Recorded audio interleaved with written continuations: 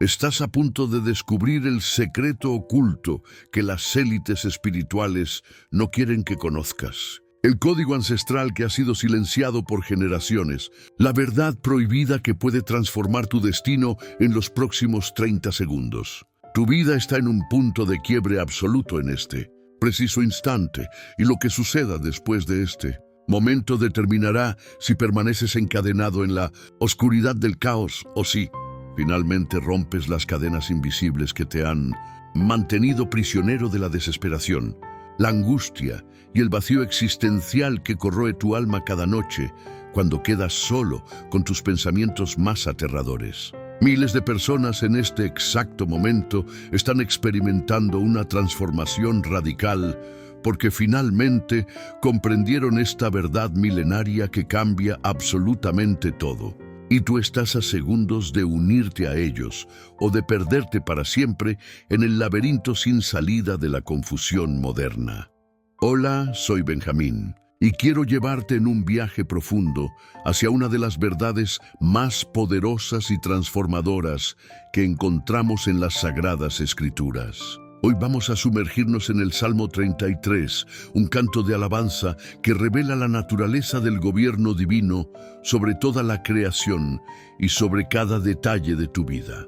Antes de que entremos de lleno en esto, si tú, como yo, crees que hay un poder superior, una luz más allá de la oscuridad, te invito a que dejes tu me gusta ahora mismo. Es un acto sencillo, una declaración de tu fe sin palabras. Un pequeño sí a Dios en medio del ruido. Este gesto conecta tu corazón con miles de otros corazones que también buscan, que también anhelan, que también necesitan recordar que no están solos en esta travesía. El Salmo 33 no fue escrito por David, como muchos otros salmos, sino que es una composición anónima. Un canto colectivo que pertenece a toda la comunidad de creyentes a través de los siglos. Comienza con una invitación explosiva a la alegría, una orden casi paradójica en tiempos difíciles. Alegraos en el Señor, oh justos, porque a los rectos es hermosa la alabanza. Imagina ese llamado resonando en el desierto, en medio de una comunidad que enfrentaba amenazas constantes, que vivía bajo la incertidumbre de la guerra, del hambre, de la opresión. Y aún así, el salmista les dice, canten, griten de júbilo, porque el Señor es digno. El Salmo continúa describiendo cómo la palabra del Señor es recta, cómo todas sus obras son hechas con fidelidad, cómo ama la justicia y el derecho, y cómo la tierra está llena de su misericordia. Luego viene una de las declaraciones más poderosas de toda la Escritura. Por la palabra del Señor fueron hechos los cielos, y todo el ejército de ellos por el aliento de su boca. Porque Él dijo, y fue hecho. Él mandó y existió. Aquí encontramos el fundamento de toda realidad. Dios habló y el universo obedeció. No hubo lucha, no hubo resistencia, solo el poder creativo de su palabra transformando la nada en algo magnificente, ordenado y lleno de propósito. Pero el Salmo 33 no se queda solamente en la majestuosidad de la creación cósmica. Avanza hacia algo aún más personal e inquietante para el corazón humano.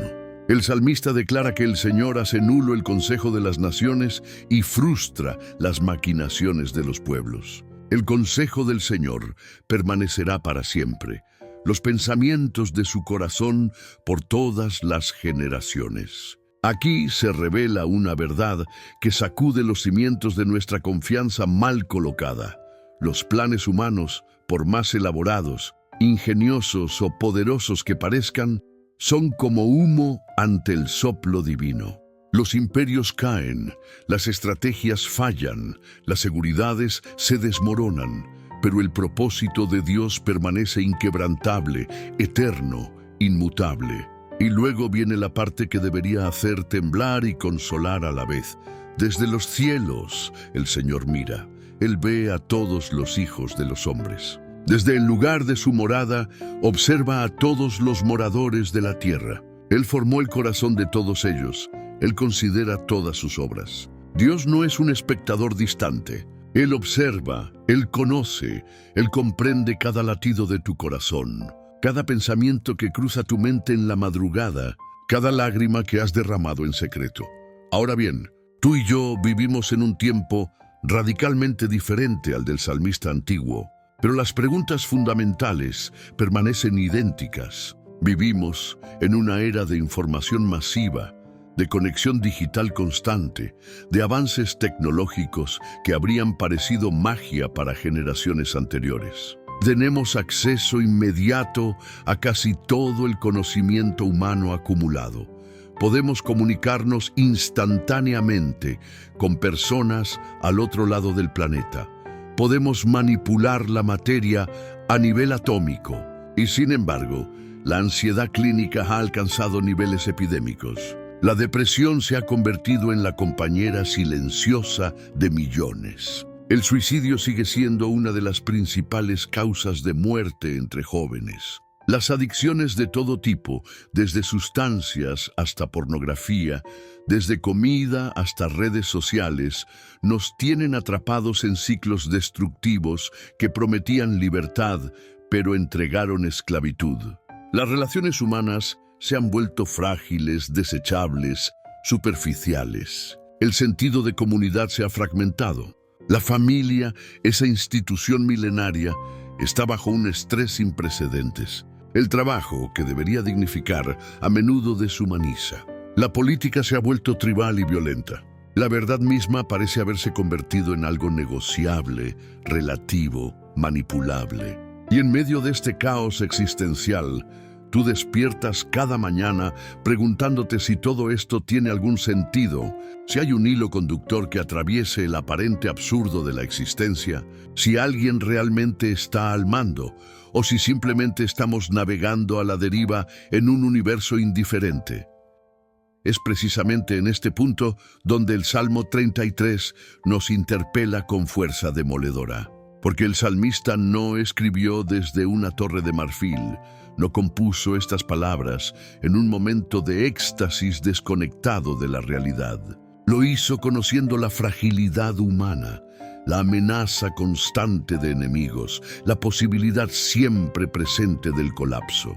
Y aún así proclamó con convicción absoluta que el ojo del Señor está sobre los que le temen, sobre los que esperan en su misericordia para librar sus almas de la muerte y para darles vida en tiempo de hambre. Esta no es una promesa de que nunca enfrentarás dificultades, de que la fe es un escudo mágico contra todo sufrimiento.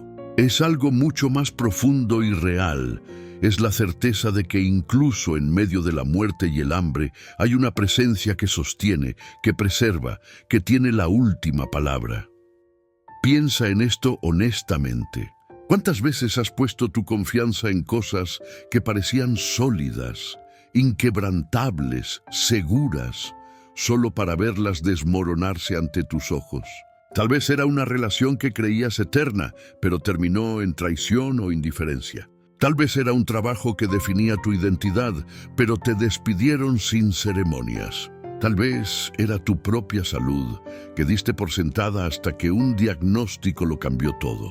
Tal vez era tu reputación, construida cuidadosamente durante años, pero destruida en minutos por un malentendido o una campaña de desprestigio. Tal vez era tu cuenta bancaria, que proporcionaba una falsa sensación de control hasta que una crisis económica evaporó tus ahorros. El Salmo 33 declara sin ambigüedades que el rey no se salva por la multitud del ejército, ni escapa el valiente por la mucha fuerza. Vano para salvarse es el caballo. La grandeza de su fuerza a nadie podrá librar. Todas esas cosas en las que depositamos nuestra seguridad, nuestros ejércitos modernos de dinero, estatus, apariencia, conexiones, inteligencia, son como caballos de batalla que lucen impresionantes, pero que al final no pueden librarnos de nuestro destino. Solo hay una seguridad verdadera, y está en reconocer que nuestra alma espera en el Señor, que Él es nuestra ayuda y nuestro escudo.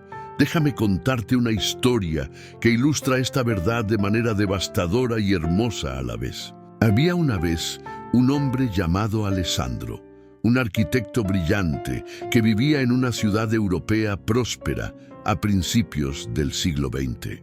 Alessandro había construido su vida con la precisión matemática que aplicaba a sus diseños.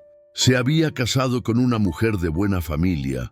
Había establecido un estudio arquitectónico que ganaba contratos importantes. Había construido una casa magnífica que era la envidia del vecindario. Y había ahorrado diligentemente para asegurar un futuro cómodo.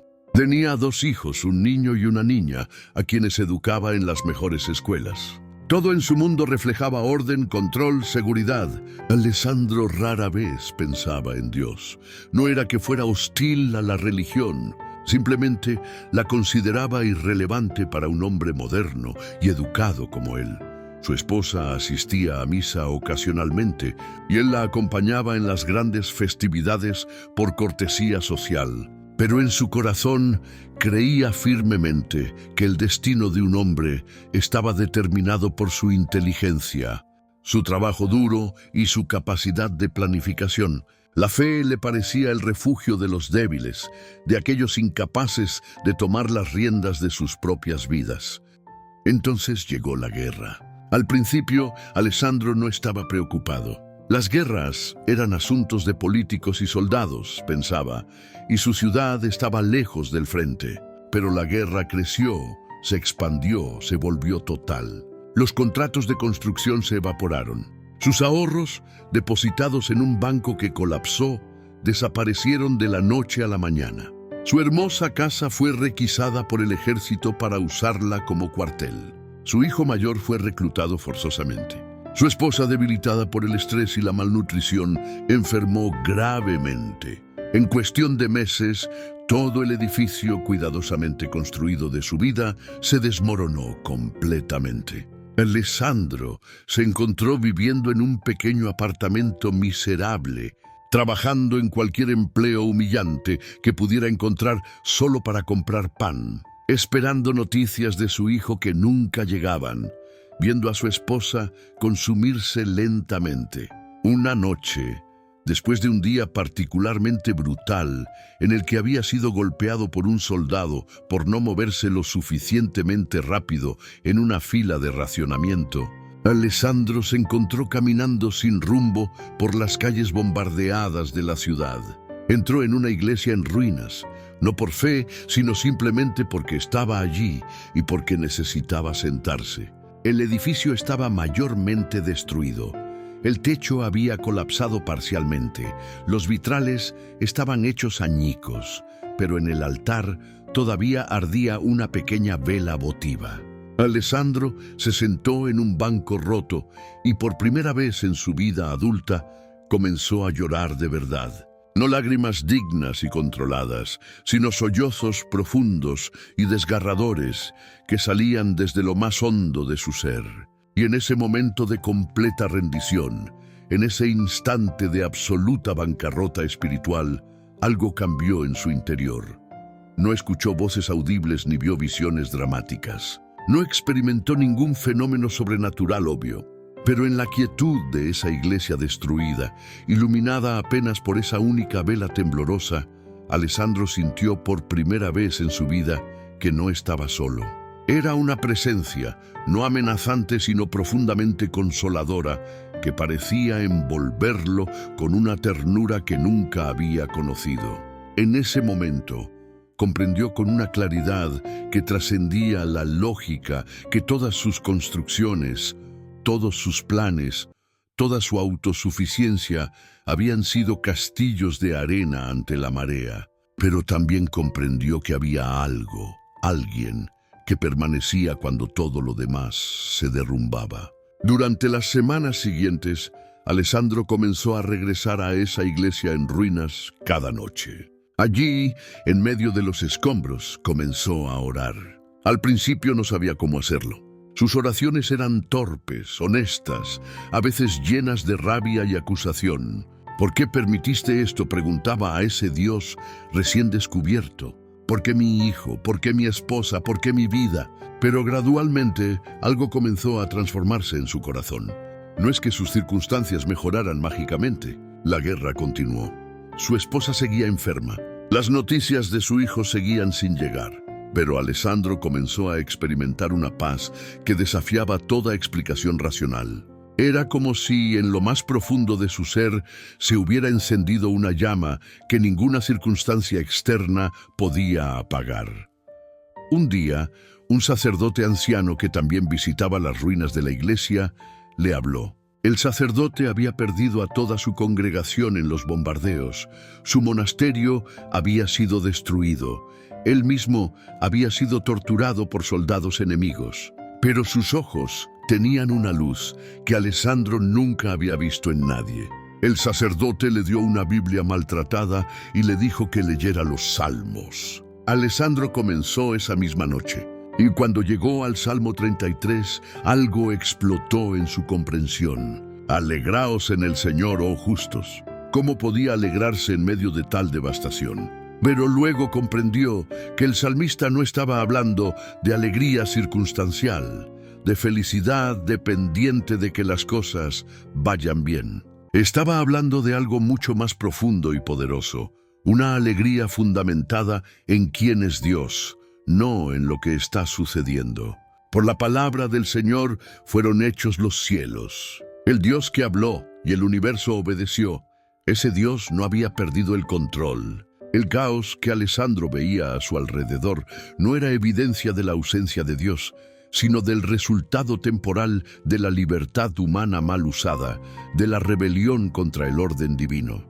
Pero el consejo del Señor permanecerá para siempre. Los imperios que estaban destruyendo Europa caerían eventualmente. La guerra terminaría, pero el propósito eterno de Dios continuaría desarrollándose. La transformación de Alessandro fue gradual, pero profunda.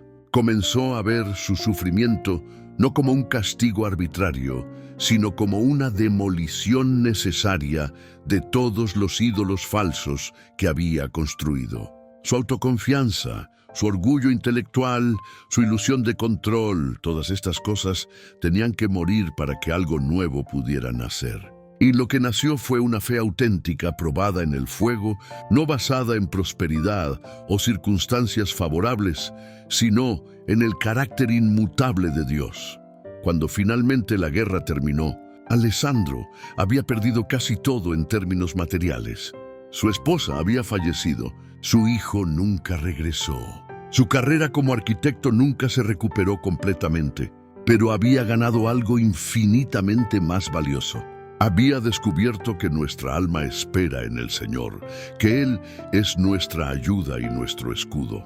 Alessandro pasó el resto de su vida, que duró otras 3 décadas, sirviendo a otros que estaban pasando por pérdidas similares. Se convirtió en una presencia de consuelo y esperanza en su comunidad, no porque ofreciera respuestas fáciles o soluciones mágicas, sino porque llevaba en su interior una paz que las personas podían percibir, una certeza que trascendía las circunstancias. Esta historia, aunque específica de Alessandro, es en realidad la historia de incontables personas a través de los siglos que han descubierto lo que el Salmo 33 proclama.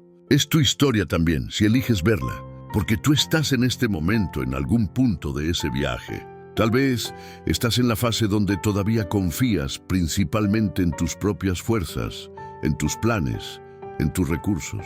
O tal vez ya has experimentado el colapso de esas seguridades falsas y te encuentras en las ruinas, preguntándote qué viene después. O quizás estás más adelante en el camino, habiendo descubierto que hay una roca sólida bajo tus pies, incluso cuando todo lo demás tiembla. Donde quiera que estés, el Salmo 33 tiene un mensaje para ti. Es una invitación a cambiar el fundamento de tu confianza, a trasladar el peso de tu vida desde tus propios hombros cansados hacia los hombros eternos de aquel que sostiene el universo con su palabra. Considera lo que dice el Salmo sobre el gobierno providencial de Dios. Desde los cielos el Señor mira, Él ve a todos los hijos de los hombres. Esto no es un concepto abstracto o filosófico, es intensamente personal. Significa que en este preciso momento, mientras escuchas estas palabras, Dios te ve, no de manera general o distante, sino con un conocimiento íntimo y completo. Él ve tus luchas que nadie más conoce. Él ve las máscaras que usas en público y el rostro verdadero que escondes. Él ve tus esperanzas secretas y tus miedos más profundos. Él ve las decisiones que has tomado y de las que te arrepientes. Él ve el potencial que ni tú mismo reconoces. Y aquí está lo asombroso.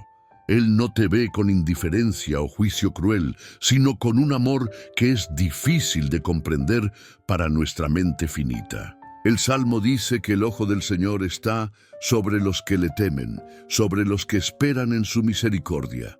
Temer a Dios no significa estar aterrorizado de Él como si fuera un tirano caprichoso. Significa reconocer quién es Él en su majestad, en su santidad, en su poder, y al mismo tiempo saber que ese Dios todopoderoso ha elegido amarte con un amor eterno. Pero aquí viene la parte que requiere una decisión de tu parte. El Salmo 33 termina con una declaración de fe personal. Nuestra alma espera en el Señor. Él es nuestra ayuda y nuestro escudo. Por tanto, en Él se alegrará nuestro corazón, porque en su santo nombre hemos confiado. Sea tu misericordia, oh Señor, sobre nosotros, según esperamos en ti. Nota los verbos: espera, confía, espera. Estos son actos de la voluntad, no simplemente sentimientos pasivos. Esperar en el Señor significa negarse a correr adelante con tus propias soluciones desesperadas cuando las cosas se ponen difíciles. Significa resistir la tentación de tomar atajos morales o de comprometer tus principios para lograr lo que deseas. Significa estar dispuesto a permanecer en la incertidumbre, en la incomodidad, en la espera, confiando en que Dios está obrando incluso cuando no puedes ver cómo. Confiar en su santo nombre significa basar toda tu seguridad no en tus circunstancias cambiantes, sino en el carácter inmutable de Dios. Significa decir, aunque todo se desmorone, aunque pierda todo lo que consideraba importante, aunque mis oraciones parezcan rebotar contra el techo, aún creeré que Dios es bueno, que Dios es fiel, que Dios tiene el control. Esta es una de las decisiones más difíciles y más liberadoras que un ser humano puede tomar. Es difícil porque requiere soltar la ilusión de control que nos aferramos tan desesperadamente. Requiere admitir nuestra fragilidad, nuestra dependencia, nuestra necesidad. Requiere humildad auténtica, no la falsa humildad que es realmente orgullo disfrazado. Pero es liberadora porque finalmente nos libera de la carga imposible de ser nuestros propios salvadores. Cuando reconoces que tú no eres Dios, que no se supone que tengas todas las respuestas, que no eres responsable de controlar el universo, se levanta un peso enorme de tus hombros. Puedes descansar. Puedes respirar. Puedes vivir con las manos abiertas en lugar de con los puños cerrados. Y en ese espacio de rendición, algo milagroso sucede. Descubres que el Dios en quien estás confiando es absolutamente digno de confianza. Descubres que Él realmente es tu ayuda y tu escudo. No siempre de las maneras que esperabas o en el tiempo que deseabas, pero siempre de maneras que finalmente reconocerás como buenas, como sabias, como perfectas. Ahora, quiero guiarte en un tiempo de oración basado en las verdades del Salmo 33. Si es posible, encuentra un lugar tranquilo donde puedas estar sin interrupciones por los próximos minutos. Si estás conduciendo o no puedes cerrar los ojos, está bien. Simplemente centra tu corazón y tu mente en la presencia de Dios. Respira profundo. Inhala lentamente, exhala lentamente. Hazlo de nuevo. Siente cómo tu cuerpo comienza a relajarse. Reconoce que estás en la presencia del Creador del universo, pero que ese Creador te invita a acercarte con confianza, como un hijo amado que viene ante su Padre. Comencemos con alabanza. Dios Todopoderoso, Creador de los cielos y la tierra, vengo ante ti reconociendo tu majestad absoluta. Tú hablaste y el universo surgió a la existencia. Por tu palabra fueron hechos los cielos y todo su ejército por el aliento de tu boca. las galaxias que se extienden por distancias que mi mente no puede comprender, las leyes físicas que gobiernan cada átomo, la complejidad asombrosa de una sola célula viva. Todo esto surgió de tu palabra creadora. Y sin embargo, tú que eres tan infinitamente grande, también te preocupas por cada detalle de mi vida pequeña y aparentemente insignificante. Esto es incomprensible para mí, pero lo acepto con asombro y gratitud. Tú eres digno de toda alabanza, de toda adoración, de toda mi vida. Tu consejo permanece para siempre, los pensamientos de tu corazón por todas las generaciones. Mientras imperios han surgido y caído, mientras civilizaciones han florecido y se han desvanecido, mientras las olas de la historia humana han ido y venido, tú has permanecido constante, fiel, inmutable en tu carácter. Eres el mismo ayer, hoy y por los siglos. Esta es mi roca, mi fundamento, mi certeza en un mundo de cambio constante. Ahora quiero traer ante ti mi necesidad de arrepentimiento. Señor, confieso que tantas veces he puesto mi confianza en cosas que nunca pudieron salvarme. He confiado en mi propia inteligencia, en mi capacidad de planificación, en mi trabajo duro, en mis relaciones, en mi cuenta bancaria, en mi salud, en mi reputación, en tantas cosas que parecían sólidas pero que son como vapor. He construido mi seguridad sobre arena movediza en lugar de sobre la roca. He vivido como si yo estuviera en control, como si mi vida dependiera principalmente de mis decisiones y esfuerzos.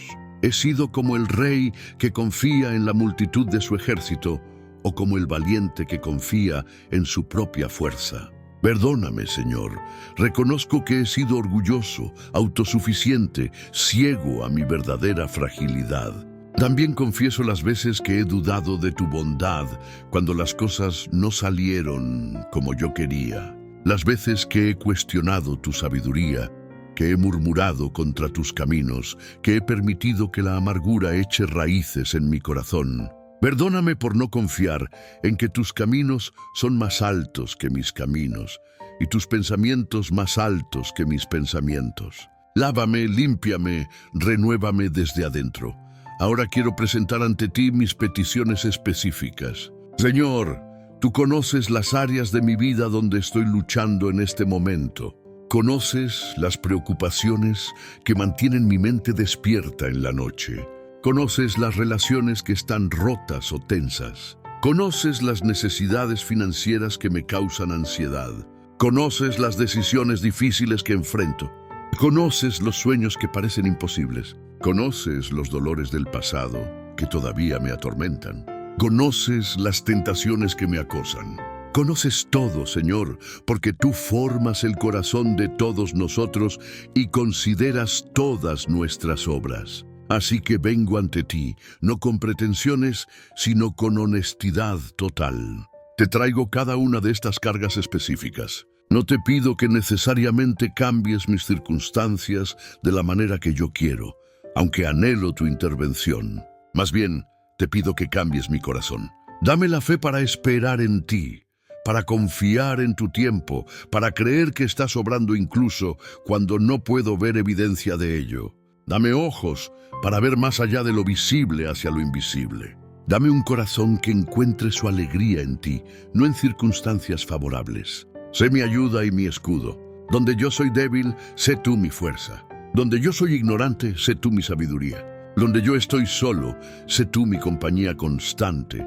Ahora quiero darte gracias, incluso por las cosas difíciles. Gracias por cada vez que has permitido que mis planes fracasen, porque estabas protegiéndome de caminos que me habrían alejado de ti.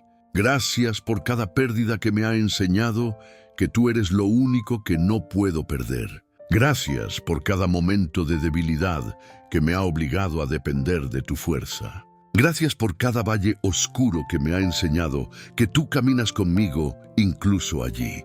Gracias porque tu ojo está sobre los que te temen, sobre los que esperan en tu misericordia para librar sus almas de la muerte y para darles vida en tiempo de hambre. Gracias porque eres fiel incluso cuando yo soy infiel. Gracias porque tu misericordia es nueva cada mañana.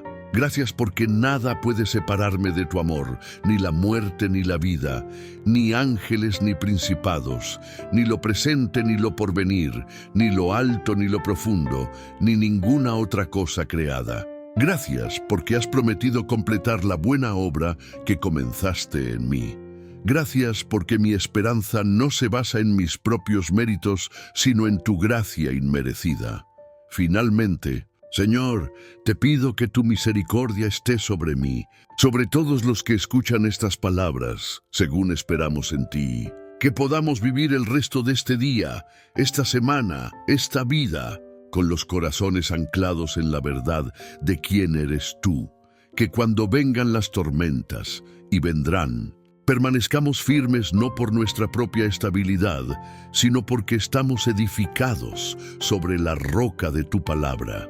Que nuestras almas aprendan a esperar verdaderamente en ti, no con resignación pasiva, sino con expectativa activa, sabiendo que tú siempre cumples tus promesas. Que seamos personas de fe auténtica que inspiren a otros no por nuestras palabras, sino por la paz inexplicable que llevamos incluso en medio de circunstancias difíciles. Úsanos como instrumentos de tu amor y tu verdad, en un mundo que está desesperado por ambos. En el nombre de Jesús, amén.